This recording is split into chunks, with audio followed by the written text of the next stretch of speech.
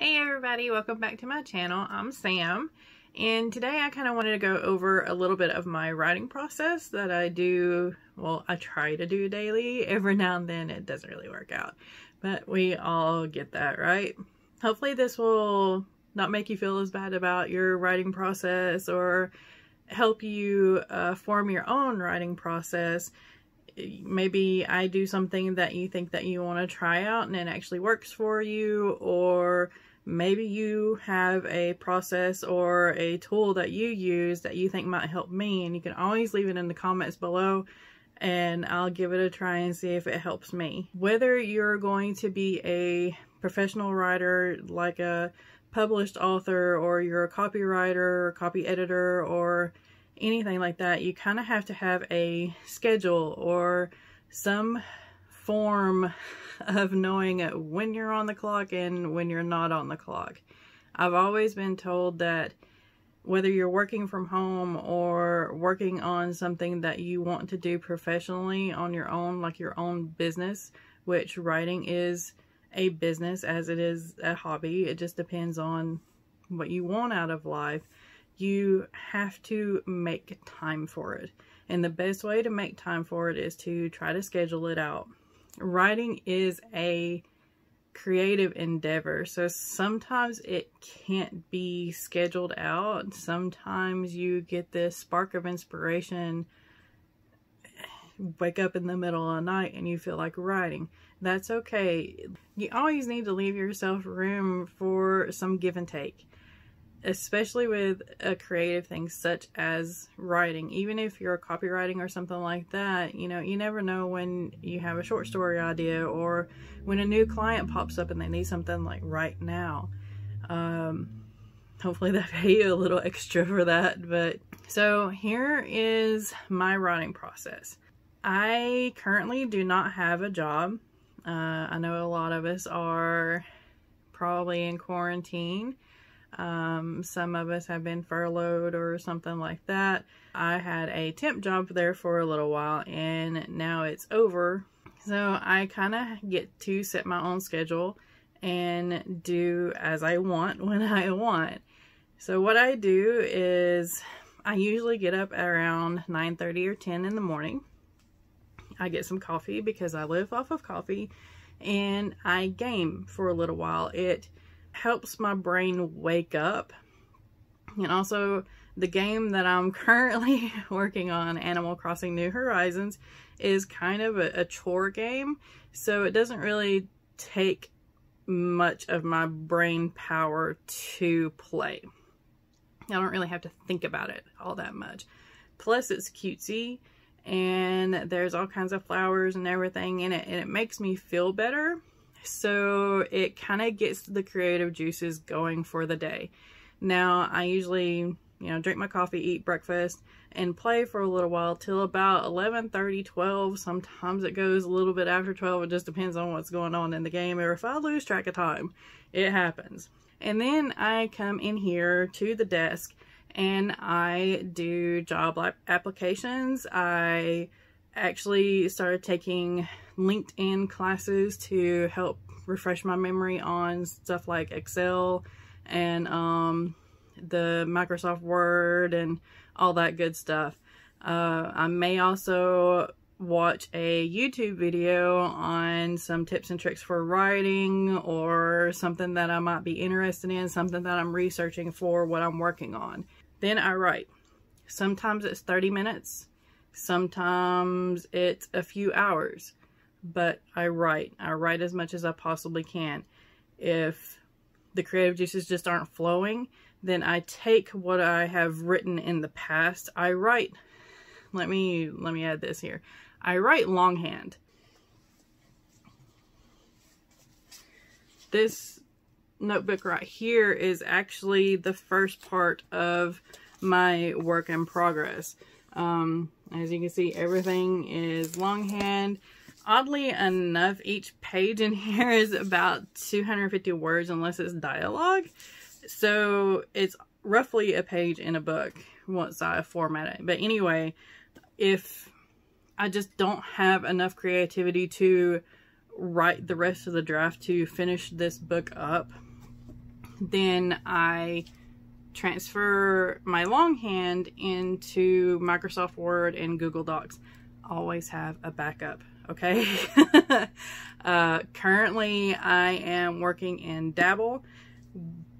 What I write in Dabble automatically gets transferred into Google Docs by copy and pasting, and then I take that and I copy and paste it into a Microsoft Word document. It's just, I've lost work before. I don't want to do it again. It's very painful. It hurt it broke my heart. So yeah, I always have a backup. With that being said, I take my longhand and input it into the computer. I type it up. That takes my first draft into my second draft because I also do some editing. It's mostly line editing, some grammar checks and stuff like that. Every now and then I'll notice that I changed a name in the piece or the portion that I'm working on now. So I go ahead and change those names or make the scenery fit up a little bit better. Like if I maybe changed a season or I didn't put a season into the first of it, I add that. And then I also go through and whatever I typed up, I rewrite an outline for it. Now this also helps me get into the mood of continuing to finish the manuscript. That's a huge process in order to get the creative juices flowing if I can't write on the project to be able to write on the project. Again, this may be 30 minutes. It might be a few hours. It might be until my husband comes home from work at 7 o'clock at night. So every now and then during this, I always have snacks and a drink nearby just because I know how I am, and when I get into the creative mood, I don't want to get up and stop. So that's not really healthy. I would not suggest that, but to help with that, I do have snacks and a drink nearby on my desk. Another portion of the day is I spend a lot of time with my husband after he gets home at work. We watch movies, we eat dinner, sometimes we play games together, things like that. I make sure I make time for him. We don't have any kids, so that doesn't take any time from me, from my writing. That sounded kind of selfish, didn't it? I didn't mean it to be selfish like that, but I'm just saying it's not a factor in scheduling what I can do during the day. Okay. And then after he goes to bed, I usually pull up a live stream and I start writing. So each live stream is usually around 2 hours, I've noticed, depending on who's doing it. And within those 2 hours, there's about an hour worth of writing sprints. So it's an extra hour of writing for me to get in for the day. And then I read until I get sleepy enough to go to bed. That's usually around 1 o'clock in the morning, maybe 2. That's the reason why I kind of get up late in the morning, around 10ish. It's just a process that's worked for me so far during this time, and I kind of like it. So I do have some tools that I use in order to get me writing, to keep me writing. And those are live streams or live write-ins or sprints that you can find here on YouTube. I'll link a couple of other author tubers that do a lot of live sprints down below. And I also use the Forest app. It just makes me put down my phone so I'm not looking through Facebook or playing games on my phone. I'm kind of a really big gamer if you haven't noticed. The Forest app makes me focus for a certain time that I set on it. Sometimes I set it for 120 minutes, sometimes it's 30 minutes, sometimes it's 15 minutes. I also actually use it during the live write-ins as well, just because I really like planting the trees on the app. I like having a lot of trees, and I like the fact that I'm working towards planting a real life tree as well. So that just warms my heart, kind of thing, and I want to do it more often. Another thing I use is habit trackers. I use I use Habitica. It is a app on the phone. Again, it's a different app. It's actual habit tracker. So you can put down your dailies that you want to do. You can take in challenges from the guilds that you can join. And the goal of the game is to raise pets and mounts and get armor and everything like that to fit out your character the way you want to. There's also some things that you can get from the guilds if you win some of the challenges and your name is drawn. It's a neat little app, and I'll also link it down below so that you can check it out. And if you do download it and you want to join a party, hit me up and I'll add you to mine. Another thing that I do, it's a silly little trick, but when I'm writing longhand, I use different colors for different days. So this is like a, I didn't write down the day on here, imagine that. But this is one day and this is the day after. So it's just a visual representation of what I did for the day. It just helps me feel better about what I've accomplished. I can see what I've accomplished, and it's also easier for me to be able to flip through and focus on one color of the day and see how many pages I wrote so I can put it into my habit trackers. Another thing is music. A lot of the music that I've been listening to lately is on actual YouTube. I'll link them down below too, as well. Some of my favorite playlists and channels that I go to for when I'm writing. Most of it is going to be on Epic Music Channel or Pandora's Journey. Those two are just amazing to me. They have epic music playlists, gaming playlists, some Celtic music too. I am writing a fantasy, so those tend to fit my work a little bit more than something like, you know, 80s or 90s or something like that.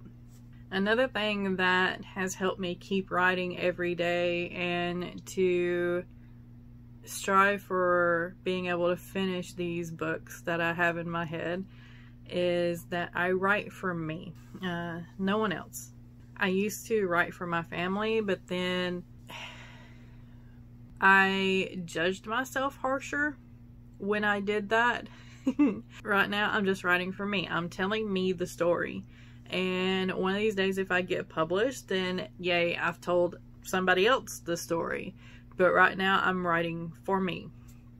And that has helped take a lot of the pressure off. It has helped me realize that perfection happens later. And it doesn't have to be perfect. Just get it down, get it out, and when you edit, that's when, you know, you can strive for making your prose better, making it flow better, making sure that there's no plot holes, making sure that this character is more fleshed out, and all that. Right now, with your first draft, or just to keep writing, just don't worry about perfection. Don't worry about misspelling they. A lot of times I noticed when I'm editing, whenever I'm taking the longhand over to the typing, they is the. I do not write the Y for some odd reasons. So, I mean, just get it down, get it out. When you get it out, that means that you can move forward with it. You know, you can edit it. It can become a physical manifestation of your thoughts, of your story that you want to get out. Like I said, just get it down, get it out, and mess with it later. So that's all the things that I do and use in order to write every day. Like I said, I can write for 30 minutes one day, and the next day I sit down and I'm writing for 8 hours. I haven't really done that lately. Be consistent, but don't beat yourself up over it. Because when you beat yourself up over it, you're kind of killing your creativity. You're kind of making yourself go into this depression and anxiety about your writing. So try to relax and just go with the flow. Do what you can when you can. Don't stress about it, but still kind of make sure that you write every day or whenever your creativity allows you. I know a lot of writers out there, they don't like writing every day. They're good with just writing on the weekends or when they have their days off. So if that's you, that's fine. Write when you say you're going to write. Write when you can. Just keep writing. Thank you for watching. Make sure to like and subscribe. And as I said, if you have any tips or tricks for me or links to some good pens, that are different colors. I use Papermate Inkjoy the most. So if you have any better pens out there that are kind of around the same price range, let me know. I'll link them down below. I'd be very appreciative because I hoard pens. Anyway, thank you so much for watching, and I'll see you next time.